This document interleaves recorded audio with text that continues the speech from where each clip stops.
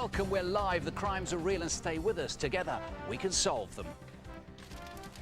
Arson and the mother who died to save her children. The have-a-go copper who risked his life to catch a robber. The great granny who fought back. I said to him, if you touch me again, I'll bite you. And the violent thief who's known as Ugly Mug. First, the attack on 2 women at a snooker club. You may have heard about this in the news. Anne Cypher, a mother of 3, was killed, and a member of the club, Amanda Clark, is critically ill. Players is a smart and friendly members-only club in Wandsworth High Street in London. It's opposite the Town Hall and the Palace Theatre on the South Circular Road, which is busy right through the night. Players is open 24 hours a day, 7 days a week.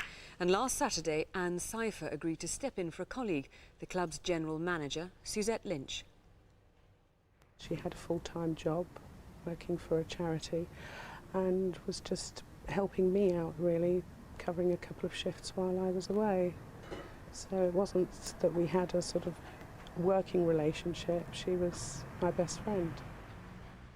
On Saturday night and Sunday morning, some 30 members visited the club, and we need to hear from all of them.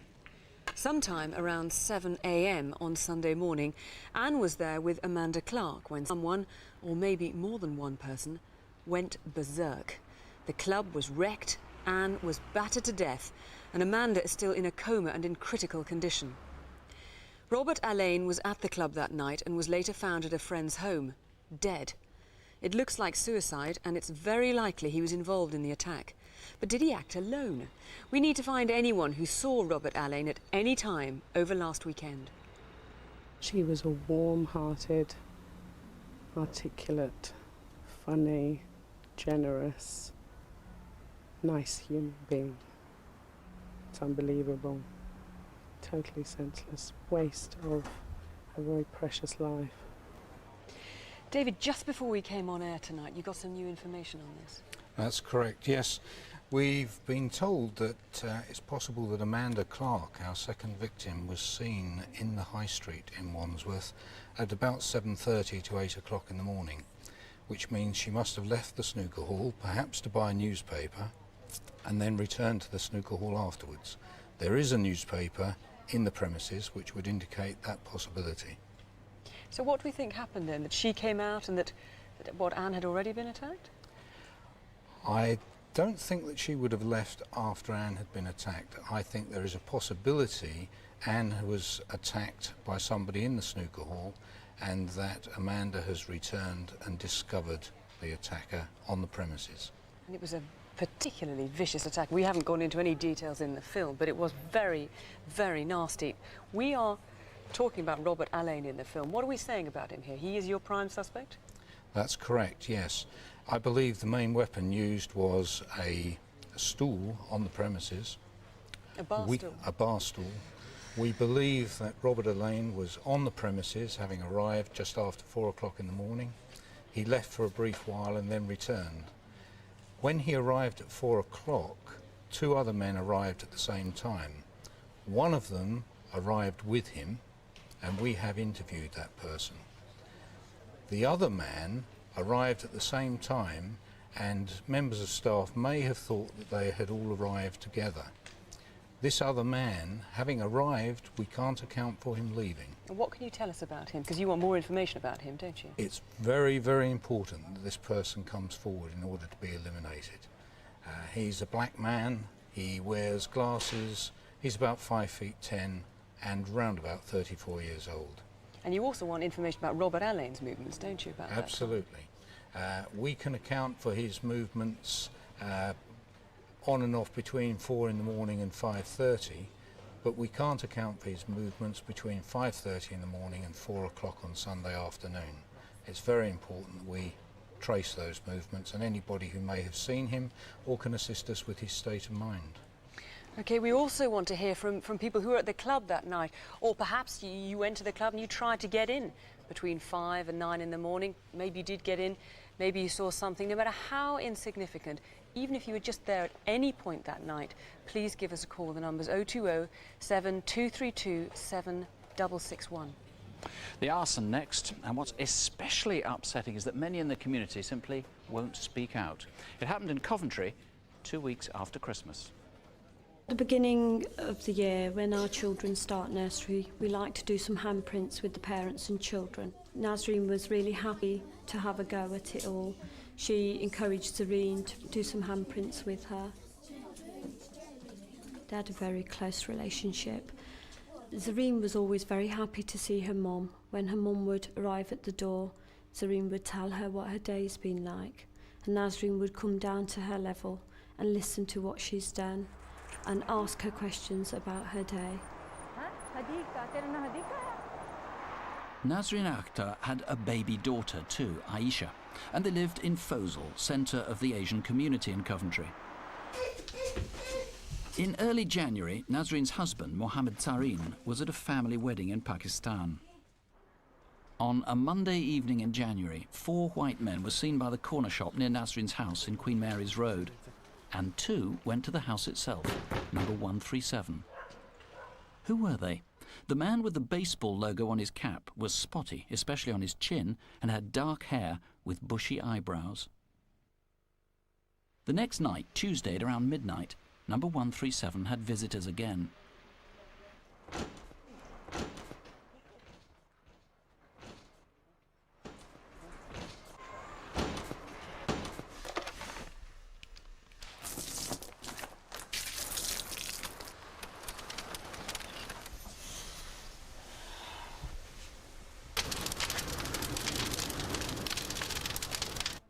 This is the room where the fire was lit.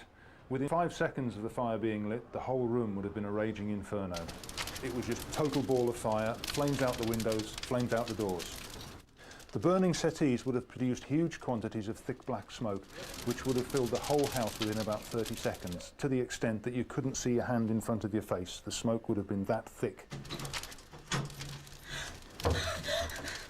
The smoke went straight up the stairs and filled the whole of the upstairs very quickly.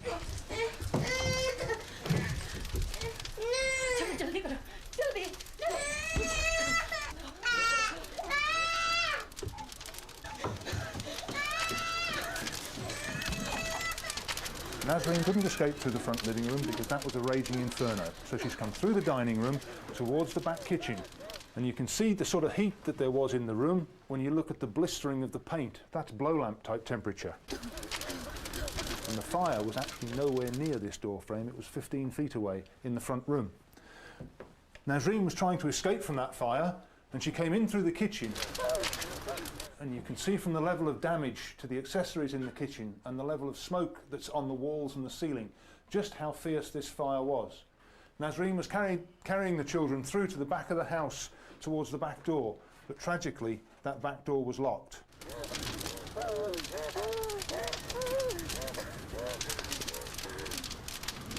When the fire crews found Nazreen, she was on the floor of the bathroom together with the children, and all 3 were unconscious. Mother and daughters were brought outside as paramedics struggled to revive them. They all survived the journey to intensive care, and eventually the 2 little girls were brought round. But nothing could save Nazreen. Nazreen died as a direct result of fighting to save her children in the most appalling conditions that one can imagine. She fought her way down the stairs, carrying both children, working extremely hard, and while she was doing this, she was inhaling a lot of hot gases and a lot of toxic smoke, and that's what caused the injuries which finally killed her. In my opinion, she was an extremely brave woman. When Zareen comes into nursery and hears other children call out "Mum," she gets quite confused, and she will ask, has their mum not died? She feels that every mum has died. She'll question it all the time. Where's my mum? Are you my mum? She's always looking for her mum. Ian, what on earth was the motive? Nick, there is no clear motive for this murder. The fact is, it was a horrific murder that took the life of Nazreen, left her 2 children without a mother. And so I need to directly appeal to the community locally who knew the family to come forward and give us any information they may have. I'm particularly interested to speak to Muslim women within the community who may feel slightly inhibited to come forward and speak to us. Now, Mohammed Sawa, you're a community leader in the area. What do you want people in the community to do? I would like to directly appeal to all Asian community leaders, elders and male members of households in Coventry to ask their mothers, sisters, daughters and other female members of the household to see if they know anything at all regarding this terrible tragedy. Obviously, I'm very concerned that if the people responsible for this crime are not caught, then they could strike again. Therefore, I would like to urge the community to come forward, even as a family unit if necessary, and assist the police with their inquiries. Whatever information they have, however insignificant or minute it may be, it could be vital and missing part of the jigsaw puzzle that the police are looking for, and it could help the police solve the crime. English may be the second language, of course, for many people. That's right. Can I say a few words in Urdu? Yeah, please. लिहाजा commentary की एशियाई community से और ख़ुसूसी तौर फौजल की एशियाई ख़वातीन से परज़ोर अपील की जाती है कि वो आगे आएँ और कॉमेंट्री पुलिस से पूरा तावन करें. Obviously, Coventry Police have set up a confidential telephone hotline for Urdu and Punjabi speakers, and I would urge the community to telephone and help the police solve this crime. Ian, people have tried help. We have had quite a bit of information. Yes, some people have come forward. We have had an anonymous letter that's come into the incident room at Coventry. I would desperately like to speak to the person who sent us that letter and assure them that whatever information they have to give us will be treated sensitively and as confidentially as we possibly can. OK, well, if you can shed any light on the motive, you know anything about the family, if you've heard any sort of rumours, or if you can help eliminate any of those white men, or indeed place them into the frame, please call us here in the incident room. 02476 539 160 is the local number for English speaking, or if you speak Punjabi or Urdu, call 02476 539 043, please. Do it for Nazreen. Sinead Healy left a friend's flat. She walked the 5-minute journey home and then she vanished. It took 5 months before her body was found in a lay-by. There's just a chance that someone watching right now could hold the key to who killed her.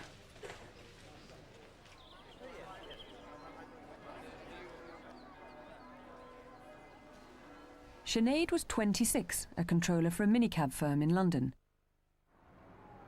On Wednesday evening last October, she went for a drink in the Salisbury Tavern in Fulham with 2 friends, Simon Talbot and Kenneth Lynch. At around 10 p.m. they left the pub and Sinead went back to Kenneth's flat. Sometime later she returned home to her flat in Glidden Road. It's no more than a 5-minute walk. Do you remember her walking near Barons Court Tube? Sinead was distinctive, petite, red-headed and in a silver puffer jacket. And was she alone? It was the night of the London derby between Fulham and Crystal Palace. At around 1:15 in the morning, neighbours heard banging sounds from her flat. And at around 4 a.m, the sound of something heavy being bumped down the stairs. 2 dustbins also went missing from outside her flat. Did you see anyone moving dustbins in Glidden Road?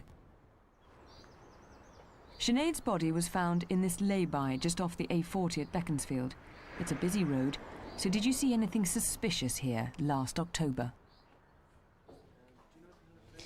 Patricia, Sinead was your sister. Tell me a little bit about what she was like. She was a happy girl, full of fun, great to be with. She was a good sister, you know. She was my only sister. She was just a very nice person, caring, loved children. And you only knew when she was missing. She was missing for about 5 months in the end. She was missing for 6 months. 6 months, because she was due to come. Yeah. Family. Our brother's ceremony was on the 24th of October. He was dead 9 years, and she didn't turn up. Made no contact, and we're very close. You know, she adored her brother. We adored each other. So for her not to turn up, there was something seriously wrong. We knew that something had happened to her. But in our wildest dreams, we didn't expect this to happen. In our wildest dreams. And it's information you want to know. Anybody who knows anything, no matter how insignificant they might think it is, please, please, please contact the police, tell somebody, because it's very, very important that we get these people that done this to Sinead. We have to live with this for the rest of our lives. It's just unreal, unreal. Just to see her in those films, you know, alive and laughing. It's just nobody knows how it feels. Jim, we've got to help. What can Crimewatch viewers do to help? I've appealed to anyone that saw anything suspicious in Glidden Road, Barons Court, Hammersmith, on the evening of the 18th of October last year, through to the early hours of the 19th of October last year, to come forward. Equally, anybody that saw anything suspicious on the A40, between the new A40 and where the old A40 is, between the two roundabouts, just outside Beaconsfield, to come forward. And there's a particular car you're interested in? There is. There's a dark-coloured 4x4 motor vehicle that was seen at that location, the location where Sinead's body was found, around that time. We're anxious, if you were the driver of that vehicle, to come forward so we can eliminate you, or equally, if you know who was driving that vehicle and it was seen in suspicious circumstances, please ring us and give us a name.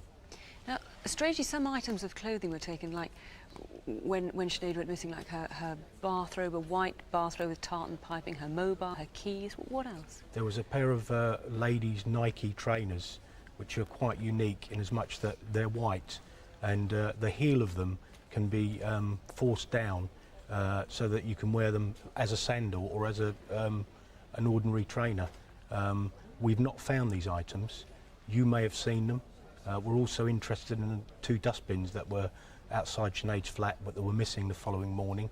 If you've seen them, if you know where they are, please ring us. Okay. I'm confident there's somebody out there that can help us. All right, Jim and Patricia. Patricia, thanks very much for coming in.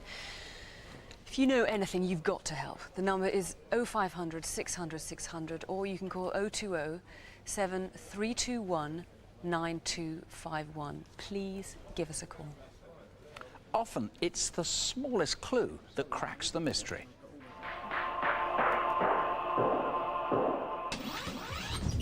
In April 1999, we appealed to find Gary Warner.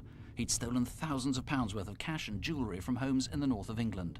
A call to the Crimewatch studio told police he'd gone abroad and he was extradited from New Zealand. 3 weeks ago, he was sent down for 9.5 years.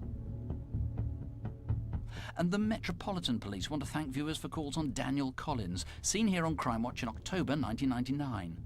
He was wanted for killing Beja Levica, who was found strangled at his house in Feltham in Middlesex. By coincidence, he was arrested for shoplifting, and in March was sentenced to life for murder. In June last year, we asked about this man. He was stealing cash and goods from businesses in London by pretending to be a heating or air conditioning engineer. A viewer rang to say his name was Joe and gave the name of his local pub. Police then discovered his surname, Anderson, and that he was working with his son, Lee. Joe Anderson has been sentenced to 4 years and Lee to 15 months.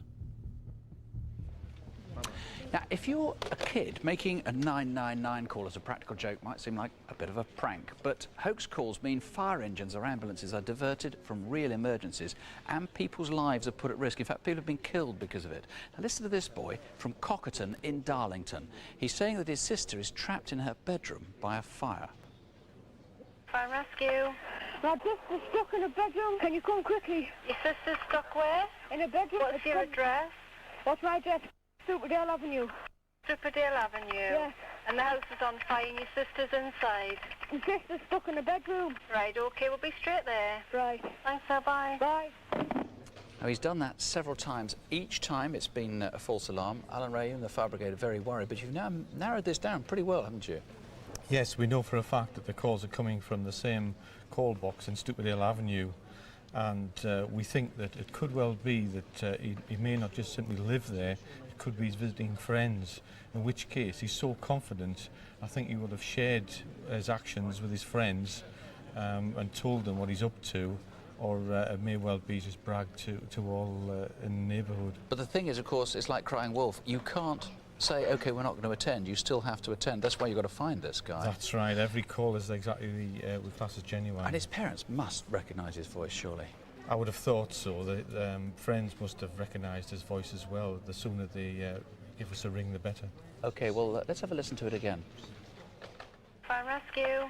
My sister's stuck in a bedroom. Can you come quickly? Your sister's stuck where? In a bedroom. What's your address? What's right at Superdale Avenue? Superdale Avenue? Yes. And the house is on fire and your sister's inside?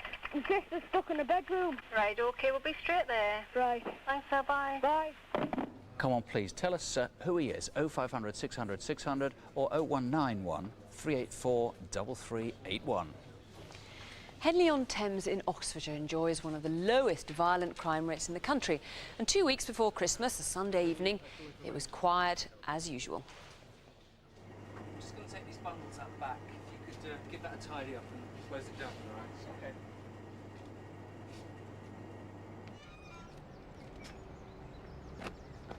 Okay. Hey! Hey! Where's the keys to the safe? I haven't got them.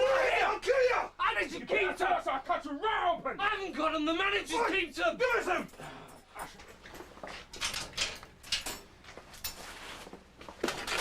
Try this. Where's the rest of the money? There isn't any more. That's it. The rest of the money. Told you that's it. No more the manager. It's locked. Turn the safe in now. It's locked away. You're lying. I'm gonna cut I haven't got the keys. I swear. I swear to you. I haven't got the key. What's in there? Hurry up. Any units, Henley Town Centre, immediate commitment, personnel attack alarm, one stop, news agents, Grays Road, Henley. Mike Hotel 73, show us en route, please. In my police career, we've been to loads and loads of these alarms, and generally they're all set off accidentally or builders. With the front door locked, the assistant was desperate to get help. The alarm she'd set off was silent. It only rang to the police. So she tried to attract people at the fish and chip shop opposite. We pulled up outside the railings and I saw the lady in the front door window. I still was uncertain whether she was waving us away or whether there was an incident taking place. They're still here, they're in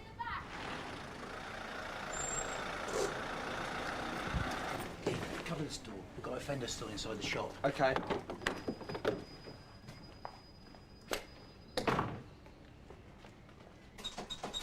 Shut up!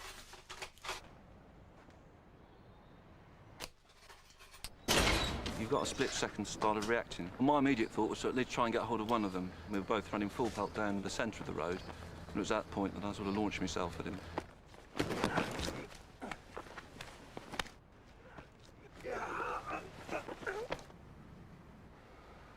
I can remember the first blow coming in, and I thought, well, that's not too bad. The second blow came in, and after that, I can't really remember much.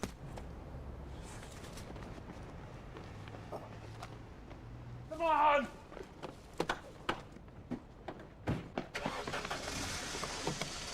I can remember hearing a car start up. I thought, Christ, they're going to run me over now.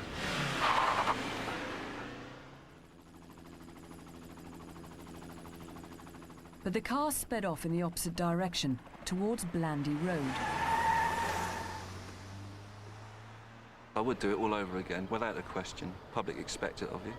I mean, who else have they got to rely on? Well, as you can tell, PC Ian Roy is a modest hero. But the attack left him partially paralysed for a time, and he still has some memory loss. The descriptions aren't the best, but there were 3 men, probably in their 20s. 2 were tall, over 6 foot, we think. 1 was unusually short. Their car was a maroon or rust-coloured Vauxhall Carlton. What have you heard on the grapevine? Call here or 01491 843 830. It's been surprisingly and unusually quiet here tonight. A far lower volume of calls than we normally have. But there are some quite interesting ones coming on the Sinead Healy murder. In particular, a possible sighting of a car. If you remember, we were looking for a 4x4 at the lay-by near her, where her body was found. Several other interesting calls are coming in. On the Coventry arson, I've got a call here from, well, it's from a woman who hasn't given her name, but it's quite interesting, and certainly that's going to be pursued fairly quickly. And on the Wandsworth murder, that's the 2 women who were battered, one of whom has died at the snooker hall attack. There we've got quite an interesting name given, which is going to be checked out straight away. If you want to call, Well, there are phone lines open now with BBC staff, with 30 detectives taking calls. And here are our resident police officers, CID Chief Jeremy Payne, and from the National Crime Faculty, which is a bit similar to the FBI. Here's Jackie Hames. Well, similar, but better.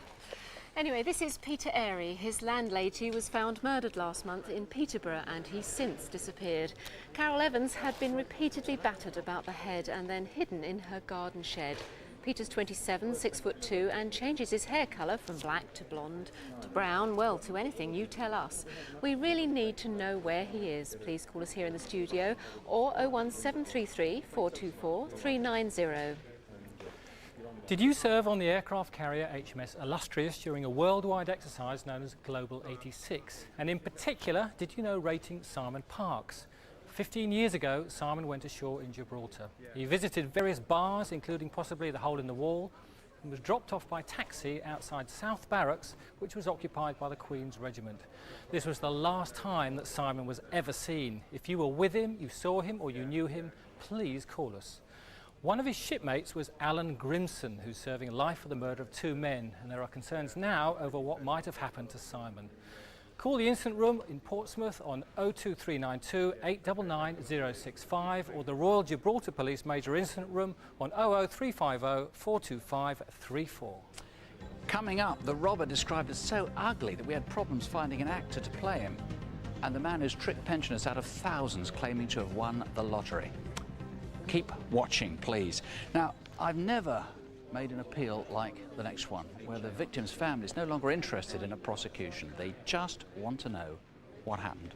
It's about a murder, but it's over 30 years ago, and the killers were probably children at the time.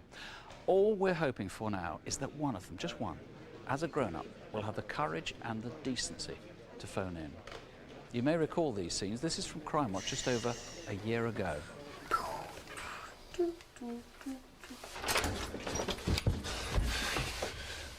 What's the matter, Kim? Why are you home?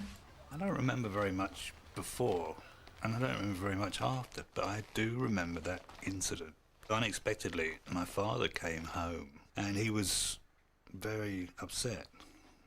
Very, very upset. I remember him opening the door to our lounge and just basically falling into my mother's arms. Ken told me that Keith had been found on the past, and I said yes, well, he was going to Woodingdean, and that was the beginning of the rest of our life. The year was 1967. Keith Lyon was 12 from Ovingdean near Brighton in Sussex. On a Saturday afternoon, wearing a grammar school tie and with 4 shillings in his pocket, Keith set off across the Sussex Downs towards the shops.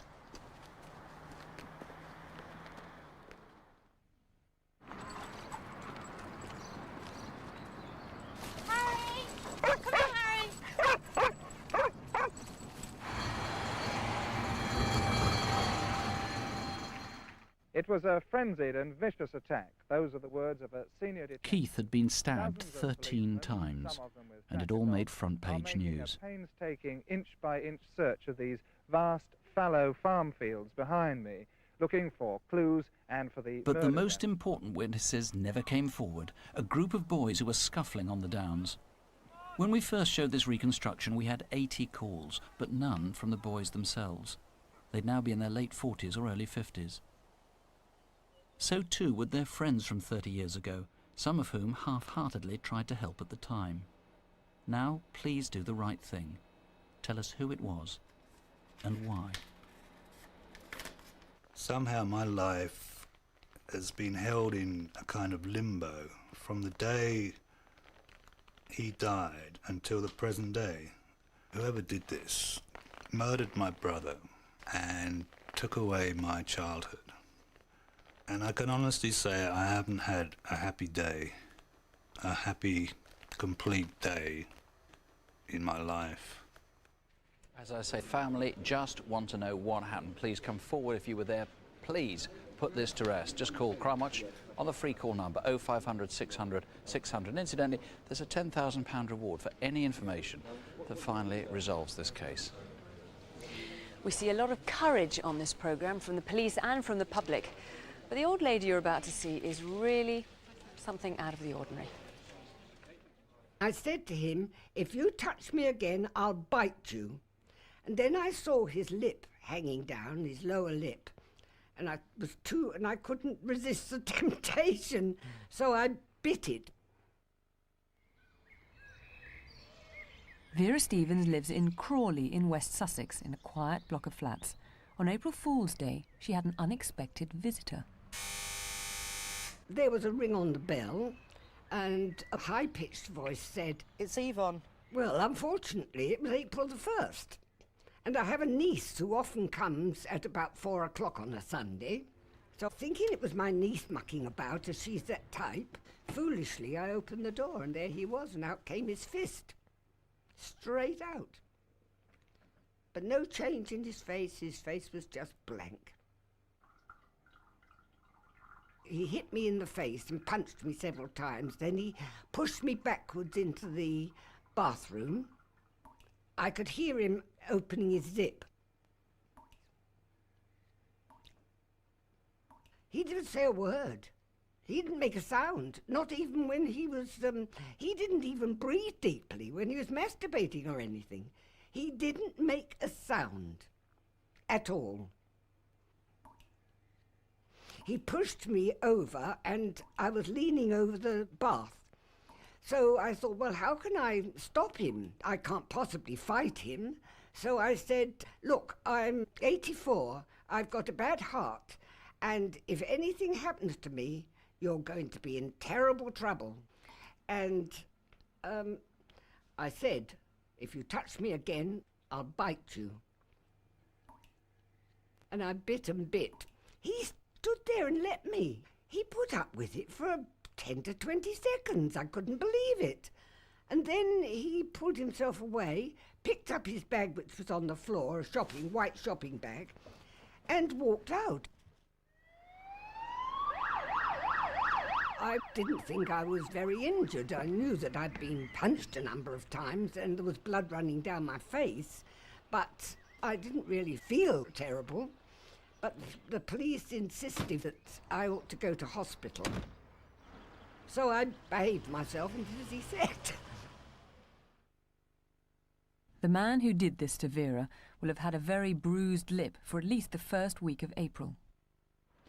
He's stocky, round-faced with crooked teeth and short, 5'2" to 5'5", late teens to early 20s.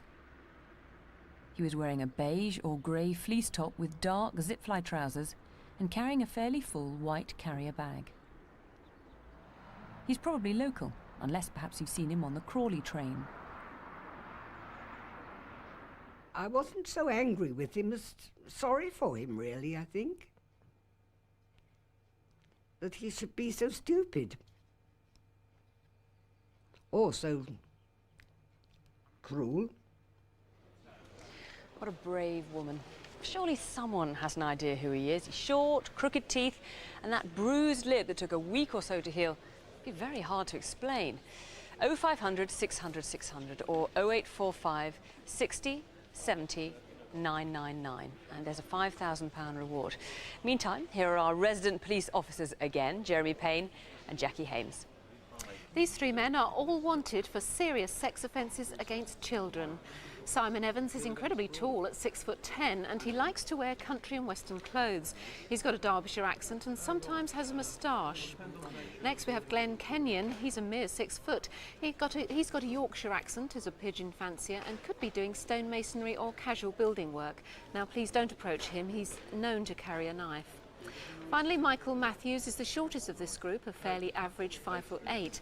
He uses other names including Folds, Knight and Cash, and he may have a blue 4-wheel drive car. 0500 600 600 on all three of these faces.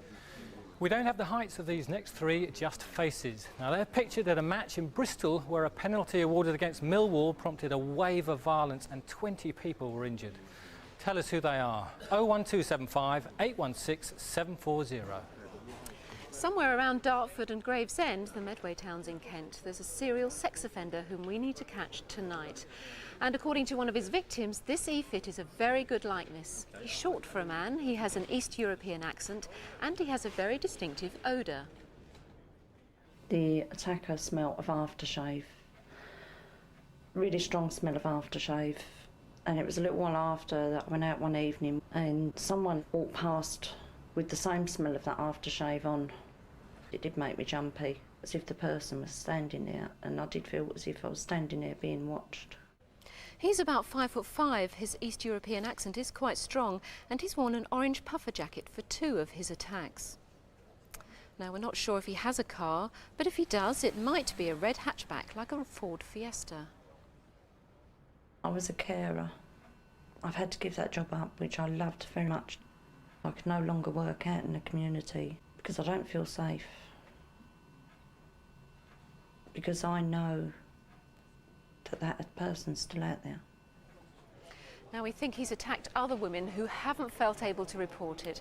I can't tell you how important it is to let us know and stop him attacking someone else. 01474 565 167. And if you've been a victim of a crime and would like to talk to someone in confidence, please call the victim support line on 0845 30 30 900. Here's a chance to earn some money. If you can help us catch 2 killers in Newcastle upon Tyne, you could be in line for a reward of up to £25,000. We start this evening on Tyneside with what's been described as a barbaric and brutal murder. Peter Beaumont Gowling cut quite a figure in Newcastle upon Tyne. He ran a lot of businesses, not all within the law, and he'd just come out of prison after a long sentence for money laundering. Peter lived with his girlfriend Teresa in Osborne Road in Jesmond. On Valentine's Day, she left him in the flat while she went shopping. Peter was a big softy and a gentleman. He's one of these sort of old school gentlemen. Always made sure your glass was poured, always light your cigarette, get your coat ready. Just a really nice, kind guy. Peter met a prison friend for an early lunch and seemed perfectly relaxed. After that, he sauntered home, and at 2 o'clock he rang to get a hair appointment. Then somebody came to the door. He was shot in the chest, and as he turned to get away, he was shot several more times in the back and in the head. I was looking out of the window. Around about 2 o'clock, I saw 2 hooded guys running out of our flats in the direction of the New Kent Hotel. The 2 men then ran past the number 80 bus, which had pulled up opposite the flats. From Osborne Road, they ran past a CCTV camera on Sanderson Road and were quickly followed by 2 vans. Do you remember seeing these 2 men running? We also need to rule out the white and blue transits. You would come to terms with it more. If you'd had an illness, you can sort of cope with it better. But to think someone can just go in the middle of the day and do that to someone, it's horrible. Derek Story, a huge reward for this, £25,000 or up to that. Why so big? What are you hoping for? Well, Peter was very well known in the Newcastle upon Tyne area in the restaurant trade. He was an extrovert, larger-than-life character. He had a very wide circle of friends, and unfortunately, as is evidenced by what has happened to him, he also attracted some enemies. We know that he did deplore violence, and he was the type of man who would indeed walk away from any form of confrontation. Really, so we got into trouble with the law. That was no problem for him, but he wasn't a violent man at all? He certainly was not, no. OK, and people out there, because he was such a colourful man, would have been talking about this, you're pretty sure? Well, exactly, yes. I mean, we know that you cannot put any financial figure on the value of a human life, but we believe that the reward on offer, which is up to £25,000, for information leading to the conviction of his killers, is an incentive for a person or persons to come forward with that information. It certainly is. It's a big incentive. It's a big reward. It's an easy call, and it's a free number, 0500 600 600. Or if you want the incident room, that's 01 661 872 555. And if the lines are busy here, and incidentally a good way to collect an anonymous reward is to try Crime Stoppers. There's a procedure through Crime Stoppers on 0800 555 111. The phones were very quiet when we started out this evening, but I'm glad to say they're busy now. We've had some very good information coming in. Remember the fire brigade hoax of that boy who keeps ringing 999? Well, we've had the same name twice now. We've also had a name for the assault, if you remember the assault on that very brave 84-year-old great-granny. We've had one name on that now. And also Keith Lyon, the 34-year-old murder of Keith Lyon, the schoolboy. We've had some names coming in on that. Obviously, that's a very old case, but any information we can get on that is good to hear. In this next case, there are two robbers, and the witnesses say one of them is so ugly. Someone is sure to recognise him.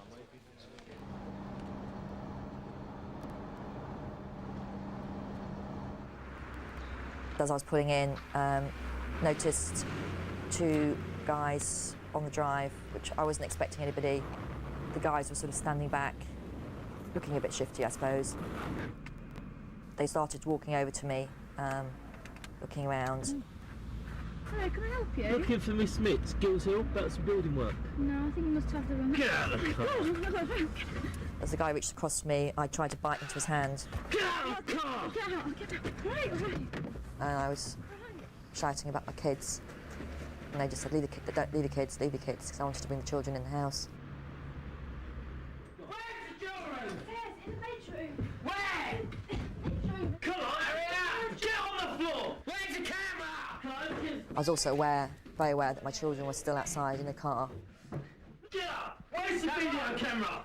Hurry up! Come on! She was so frantic about the children, she kept saying she had to get them. When they'd finished taking what they wanted from the house, they instructed me to go and bring the children in from the car. I went out and got my youngest. Meanwhile, the guy had run around the other side of the car and I tried to take my middle child out. Be careful with her. Can't get her out.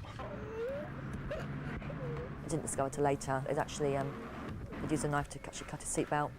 When I found this out, it was obviously very distressing that, you know, my poor child might have seen a knife and, you know, obviously worried that, you never know, again, it goes through your mind what could have happened. Let's go! It does make you want to stay at home and not get out. It makes you very, very cross, really, very angry that someone has invaded your privacy. I mean, I'm a normal person going about my normal daily life. That was terrifying for the mother, but thankfully her children are none the worse for it. We always try to get actors who look exactly like our suspects, but in this case it was hard as he was just so ugly. He had a broken nose, squinty eyes, and was missing 2 front teeth. Call us in the studio or 01707 33 55 00. Coming up, 2 men caught on camera who stole from an old people's home, and the murder that 6 months on has no suspects, no motives, and precious few clues. But first, an 18-year-old in South London travelling to meet a friend in Norwood. Instead, she encountered someone who everyone in South London will want kept off the streets. How'd you feel? Me like it. It could have been my girlfriend. Forget about the boyfriend, huh?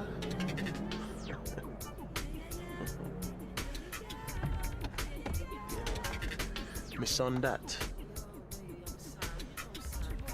Him name Lachey Amari Rose.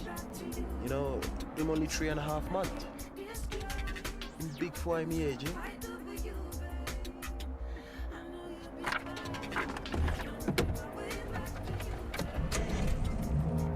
I've never ever thought about myself being raped. I mean, I just hear it on the TV, watch it on the bill. I've never ever thought about it happening to me.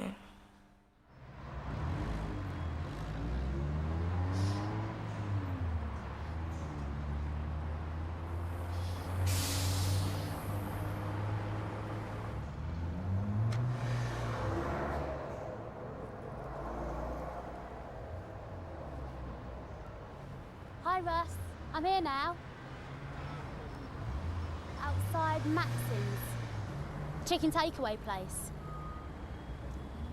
Yeah, by the Jet Garage. Are you going to be here? Because it's going to rain soon. I'll wait here.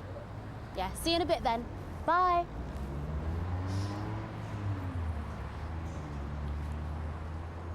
One girl, you want one? Don't eat chocolate. So what you like? Bonbons. Maybe I go buy you some, sweetie. No, thank you. How about to drink? No, Thanks. Hey, my name Michael. You turn out well, you look good, you know. Look, I've got a boyfriend. I'm not hearing about no boyfriend. We're talking about me and you. What?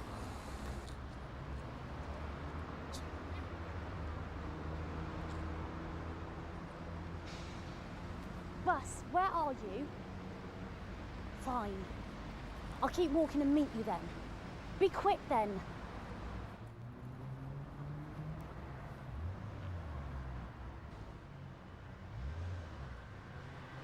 When he come up to me and started talking to me, I didn't feel threatened by him. I mean, you can't let me under your umbrella, huh? Oh, wait here, so. Wait here, it's cold, huh? Wait here, so. Me, I go from here, yeah? It didn't occur to me that anything was gonna happen because he was trying to be nice to me, telling me that how he liked me. I'm not saying I trusted him, but he didn't give off like an impression that like he's a rapist.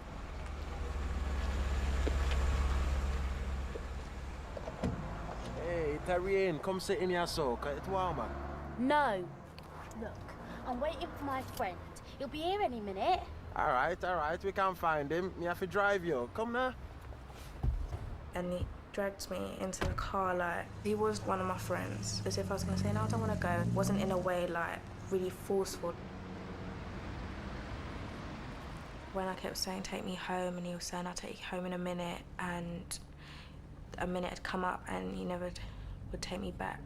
I'm not the type of person that will like take rubbish from anyone. And when he said... What, you want me to get serious now? When he was saying those words, it was until he started to get aggressive. Then I was scared. I knew it was gonna happen. I just shut myself off from what was happening between me and this man. But I feel if I didn't shut myself off, then I would have been crying and hysterical. I just tried to like, wouldn't say be brave, but just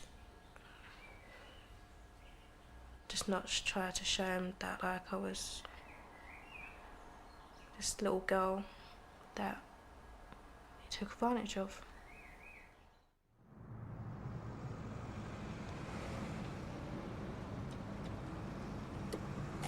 Oh, well, to kiss them. Hey! I just don't know how you can smile after something like that. If that is his girlfriend on a photo and the mother to his son, but I just feel sorry for her because like the father of a child is just like a rapist. He ain't no role model for his child or nothing. So who is he? Some of his bottom teeth are edged in gold. He called his child Lachey Amari Rose. He called himself Michael. He said he worked as a cleaner, all of which of course may or may not be true. But we know he drives a white car, possibly a Toyota Corolla, with a D registration number which is etched into the windows. He may have done this before.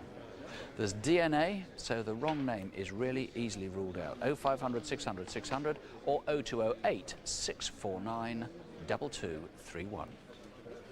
A quick look at the calls I've had so far. I'm particularly interested in the whereabouts of Peter Airy.